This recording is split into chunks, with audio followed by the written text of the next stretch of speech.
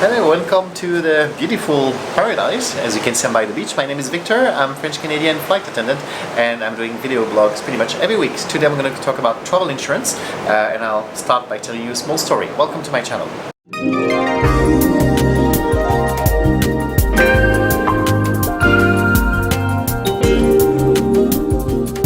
So this small story happened about probably around 10 years ago. I was flying from Montreal to Portland, Oregon and going through Chicago on United, and I think the first flight was operated by Air Canada.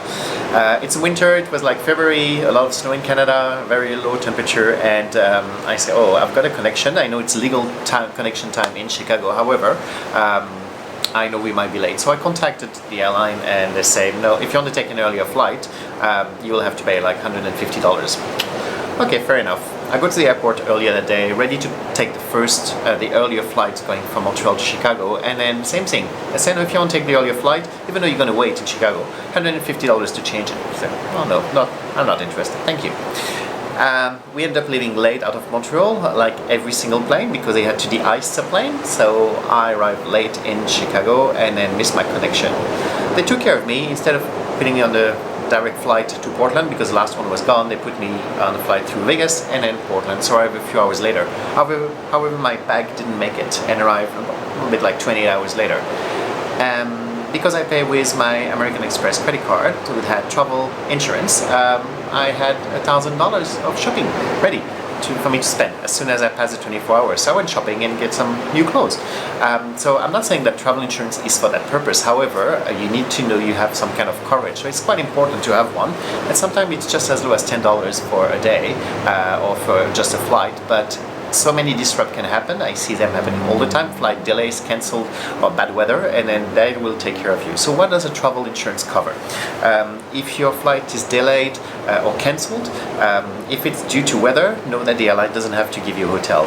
They only do it usually if it's not due to the weather. And even though sometimes they don't even give it to you. So if your flight is delayed, you want to be on the next flight, well, they'll book you on their own airline or some of the partner airline. If you've got travel insurance, the travel insurance can book you on any other airline. Let's say you're flying with a Star Alliance member, don't have any agreement with American airline, who is flying on that day in the space, well, travel insurance might put you on a flight that leaves a bit earlier. So you skip all the lineup of people who would like to be rebooked on the next flight. So it's quite good. Also, of course, they'll cover a hotel if there's any delay, so they'll avoid you to sleep on the floor at the airport. Happened to me last summer. Flight got cancelled. Then the airline provided taxi, didn't provide any lodging. I just went to a hotel, sent a bill to the travel insurance, and then I just had to pay like a small $40 excess fee, and the rest was covered. So it was quite alright, especially the last minute.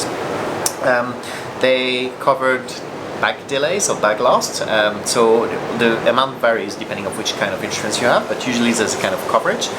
They will coverage any misconnection. Let's say you've purchased two different tickets.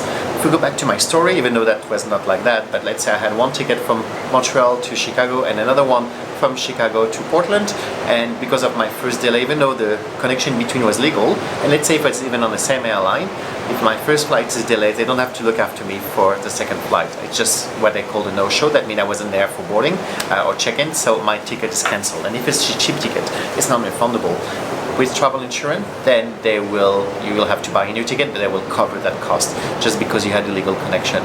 So it's really, really worth it. Other stuff that's covered by travel insurance, usually if you have to go to the hospital or you have to be evacuated or just sent home to get some medical treatment, most of the time you'll get some very good coverage. I remember I was with my partner in Peru and we just called a visa, and then within 20 minutes the hospital in Peru received a fax saying they will take care of all the costs, so private room and very good treatments. It was worth it. I wasn't expecting to go to hospital in Peru. We missed a few other things, but at least we will well look after. And also some kind of insurance around car rental. So some of them or all of them might be covered by your travel insurance. So where do you find a good travel insurance? Sometimes just by paying by your credit card, you're already covered. So check the pamphlet that came with your credit card, the thing you never read. Sometimes it's also available online and you'll see which kind of coverage you have. Usually the higher fee you pay for the higher annual fee you pay for your credit card, the higher the insurance will be. But sometimes it's not always the case. You can also get travel insurance through your bank. Usually your travel agent can help you with that, or just directly the airline. And also your home insurance can also help you with this. So if you travel, even domestic, sometimes you can get a year of travel insurance for like $200, $300, and then you know you're safe, you've got it with you. So that was my video this week about travel insurance. If you like it, if you think it could be useful for someone, feel free to share it or give me a thumb up. If you haven't subscribed yet, well, feel free to do so. Just click the subscribe button. If you click on the small bell, also you'll get notification each time there's a new video. There's a few videos already loaded in the past, so they all start by EN, otherwise you'll hear me talking in French.